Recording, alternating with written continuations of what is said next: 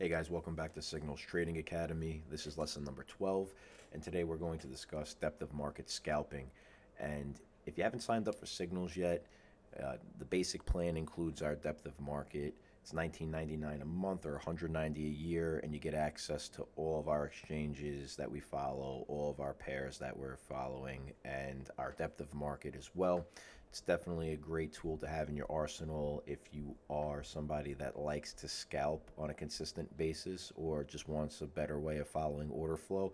So make sure you visit signals.io, sign up for your account, $19.99 a month or $190 a year, or the link is in the description as well. Make sure you like and subscribe, guys. Please help us out. That'd be great. And with that being said, let's hop right into it. As you can see here, we have our price ladder, our depth of market. And what you're looking at here is the order book off to the left, your market sells, your price, your market buys, and then order book along with volume profile, and off to the far left, liquidations. Okay, so what we're looking at right now is price starting to pull away from our support of 29K. We've been kind of trading at 29K back and forth as a line in the sand for quite some time, going back to last year. It's been staunch support till it got broken a week or two ago, and we kind of cascaded down to about 26K, 27K. And now that we've come back above it, we're starting to jockey for position or initiative, if you will. Bulls and bears fighting for it. So we always talk about trading value, looking for those rotations off of rejection into acceptance, right? So your LVNs into HVNs and vice versa, your LVNs into HVNs. And we have a setup that kind of really speaks to that right now. If what we're looking at here is we're getting to, the top of the profile for the most part. We've been kind of watching this play out for a little bit. Every time we kind of rotate through and we get to 29.5, we hit this little rejection area and we start to tumble back into HVN, into acceptance, right, into our areas of commonly accepted prices inside value. So a good scalping strategy that I like to use is fading the rejection, or basically fading LVNs when you're trading in a range, which we are today. When NYSE opened, we went down pretty considerably. It took us down to about 29K. We immediately started to, and you could see that, we kind of one-ticked it right here with a little bit of volume, 7 BTCs worth of volume, and then kind of immediately hit a new POC up at about 29.2, and then from there continued to rotate a little bit higher, where we again found an area of rejection about 29.5 and change, 29.530, again rotating back into areas of acceptance, right, or HVNs. So that's what we like to do. We like to fade the extremes. We know it's kind of a range bound day for the most part today.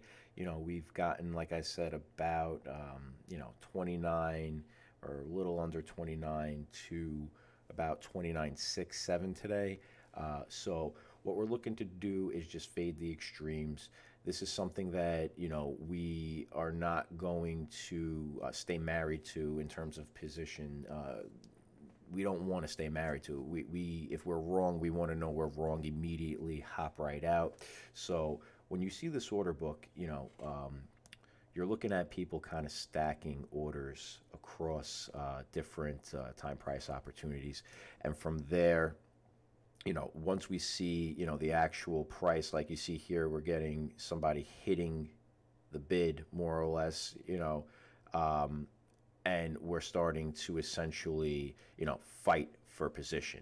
But you can see on the other side, we're getting people hitting the ask as well, and then stacking on either side. So what's happening, guys, is we're getting that fight again for position. So we're kind of just chopping back and forth, and it makes this scalping strategy a little bit easier because we know where our extremes are. So if we hopped into a short position somewhere up here at about 29.5, okay, and we saw that we're getting a ton of bids coming in, and hitting just the current price that we're at, we're not going to want to stand in front of that. We might want to take it off.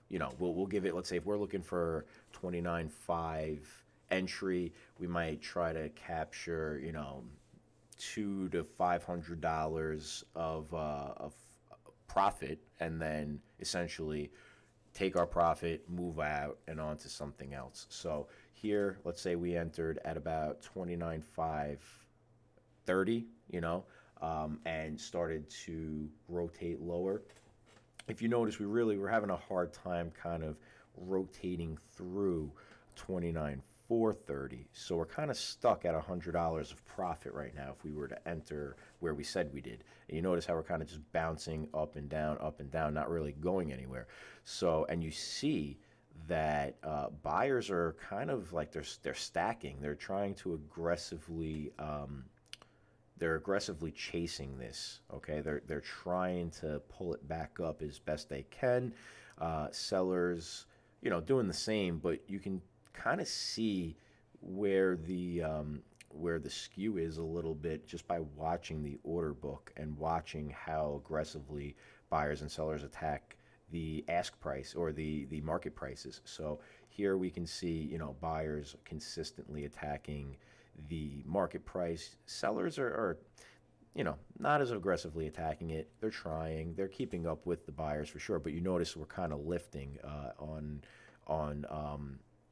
every test we get lower because buyers are just starting to pounce. Okay, so maybe that's a sign that if we entered at 29.530, we might want to, once we got towards 29.430 and we started to see this phenomenon play out, we might have wanted to pull our trade off, or at least move our stops from, like I said, we're looking for $200 or $300, or let's say $300 of profit. We might have it our stop set at 29.8 and change, as opposed to letting it just completely run against us. And now here we go. We're starting to lift, right? So you had that. You see how that works. You can still see it. You see how they're every level. They're just chasing it. They're hitting it. And sellers, not so much, So that was a good clue that we were getting a lot of activity coming in on the bid, and buyers were getting aggressive, and we started to pull away a little bit. So knowing that we were in $100 of profit, and you can kind of just follow the order flow from that point, you see, all right, buyers are getting aggressive. We can't really break down past 29, 430, 420. Maybe this isn't the short that I really want. Let me pull that off, collect my $100 in profit, and then reevaluate trade setups as they arise. So we have a way to follow order flow. We know what's happening now. We know context, and we know based upon that context and what's happening now that the trade might not be working out so well, and it's time to exit or bare minimum move our stops from, like I said, if we were in at 29.530 and let's say we gave it a 1-to-1, so we're at 29.830, we move that from 29.830, the stop, up to about where we were, about 29.5, 29.450, secure our fees. That's why I would say try to move it to where we were, trail it, let it at least cover your fees a few ticks, and then just move on. Don't let it run against you for no reason when the order flow is telling you what's happening now and what the context of the situation is. So that's one way that we try to mitigate our risk. Another way would be to kind of use a time stop where we enter into a trade. It's not really working. Like scalps, usually, you have a reason for entering into a scalp at a certain level. If it's not working within, let's say, 30 to 60 seconds, 90 seconds, you kind of want to peel it off, because that's enough time to do exactly what we're doing here. Run against you a few $100 out of nowhere. So we're not just staying in the trade for the sake of staying in the trade. We're going to, proactively pull that off instead of getting run over for no reason. And like we just showed you, we see continuously that these bids are chasing and hitting the market, okay? They're stacking, they're chasing the market. Sellers are having a hard time keeping up with it, and that's why we're lifting. And conversely, on the other side, we're looking for the same type of thing here. This was a great entry. We've been saying 29 is kind of been the line in the sands for this bull bear move. So now, we got down here, had a little bit of volume, hit 29. We got that LVN cluster, and we rotated back into acceptance, into high volume, started to push against it even higher. Kind of chopped here a little bit. All right, didn't really do much. Then we got really aggressive buyers chasing the market and started to lift away again. So these are the things we're looking for. Just keeping risk tight, using either a time stop where you enter into a trade, you count, you give it a 30-second window to kind of start working, and if it's not, it's time to scratch. Maybe you can give it a little bit more time, but you don't want to give it too much time, because at the end of the day, that's going to open the door to losses that you don't need to take. Will you leave some winners on the table? Probably, sure. You might leave some profit on the table here and there, but more times than not, you're going to wind up protecting your downside more than you're going to leave money on the table. And believe it or not, guys, like we were just saying before, let's say we entered 29,530, we were at 29,430, and we started to see the bids really chase the market more or less, and relative to sellers chasing the market. So that was your first clue, order flow wise, that something was wrong and that we were probably going to start lifting away. You were already in $100 of profit. You saw the order flow kind of confirm what we knew to be a change in dynamic, from, hey, look, we're fading the LVN up at the top of the range, looking for a few $100s of profit. We got halfway there and something started to change. That's it. We took it off, and we knew that was the end of that, and we lived to fight another day. We could have even just flipped long at that point, because we saw how aggressively the bids were chasing. Okay, so we could have just hopped in, right there, just completely flattened and reversed, and rode that higher. That's another way to take advantage of something like this. And ultimately, I'm always going to talk about context, nuance, what's happening now, with relation to risk. Okay, so we don't want to necessarily, again, give this ultimately, some kind of wide range that's gonna hurt us if we're wrong. So if we're looking for $200 of profit, we don't really want to go above $200 of risk. If you see it's not working immediately, you flatten. We're not looking to just let it hit our stop for no reason. And then again, in addition to that, we also are going to try to trail our stops as price moves into profit for us. So if we're getting a rotation, if let's say that trade was starting to work and we didn't see the bids chasing here as they were, we're at 29,430. We could take our stop from 29, 830 down to 29,530 again, keep it at break even. Let's say it started to continue to rotate through 29,430 and towards our target, because we were looking for $300 of profit. So if we were looking for that, 29,130 or 29,230, excuse me, looking for $300 of profit, we started to rotate through the 430 towards, that 29,230 profit. Once we get to, let's say, 29,330, we can move it again to 29, 350, keep trailing it until we get to that 29 and change profit target that we were looking for. Take half off once we're halfway there if we want, let the other half run. There's a million ways to do this, guys. The point is that you can use the tools that we offer to you through the Cignals basic package, and essentially follow the order flow. You'll know right away if you're right or wrong, and it'll give you a great way to earn a few ticks every day, to scalp, not be stuck in swing trades, tying up margin, not be stuck in day trades where you might get busted and your risk wasn't correct, and now you kind of are scrambling to make money back.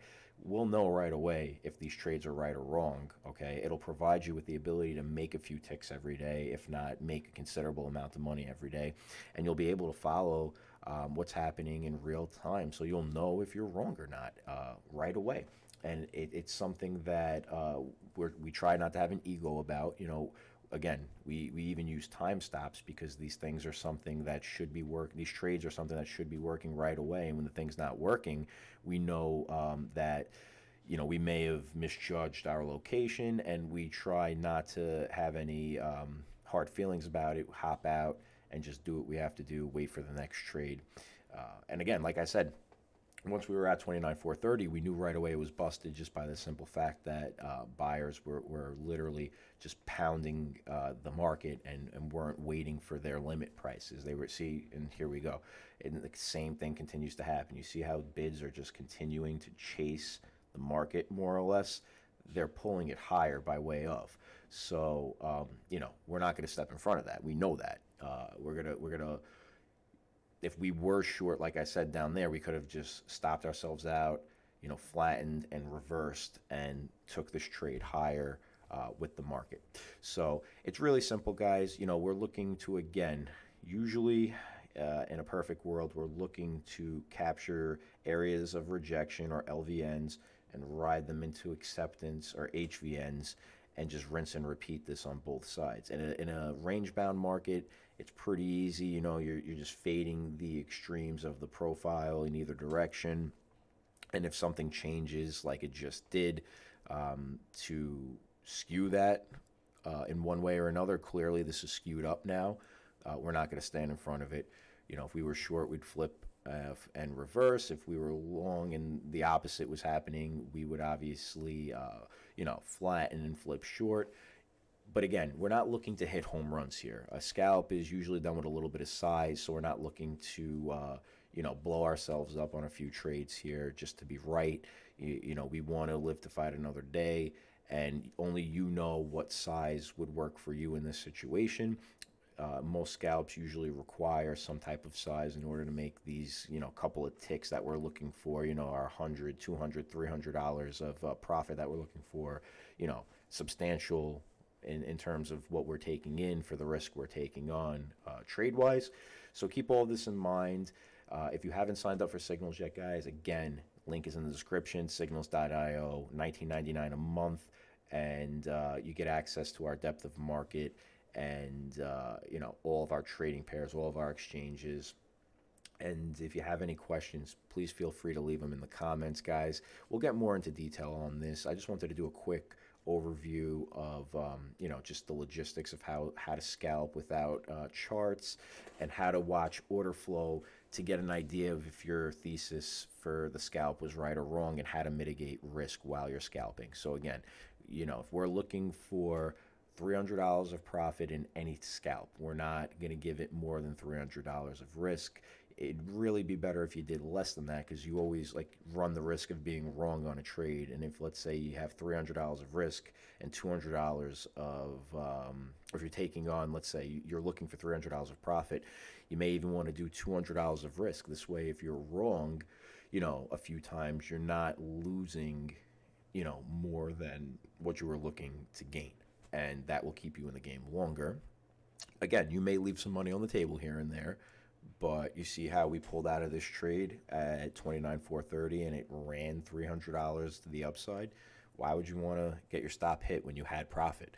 So keep all this in mind. Understand that it's all about context and what's happening now, following the order flow, and keeping an eye on all of what drives these markets, right? Where something may change, right, out of the clear blue, which it just did clearly, and we know that we're not going to stand in front of it. So, this is just stuff to keep in mind. You got to want to trail your stops. If we pull away from our entry price fast, you're going to want to go from having $200 to $300 of risk for $300 of profit to break even. And then as it continues to move into your profit zone, continue to lock in those profits from break even to securing your commissions, or a little bit more than that, some profit, ticks of profit, or even exiting half once you're halfway to your full profit target. There's a million ways you can do this. These are just ideas, but always make sure you're entering into areas of rejection and exiting into acceptance, and keep an eye on what is happening order flow wise, because if something changes like it just did, it can happen very fast, and we don't want to open ourselves up to unnecessary risk and unnecessary loss. So Make sure you like and subscribe, guys. This is very important to us because we try to deliver what we can to you guys for free every week, and the likes, the subscribes, they help a lot with getting us more exposure, and anything we can do, you know, to help you guys, we will do. So if you could help us, that would be fantastic. Turn on alerts so you don't miss any of our videos. And if you could share with somebody that is looking to take their next step forward in their trading, if they haven't really ventured into scalping the depth of market yet, maybe share this video with them, give them an idea of what Signals has to offer and the type of education we provide. And if you haven't signed up for your account yet, you can still even sign up for free, guys. Okay, sign up, signals.io.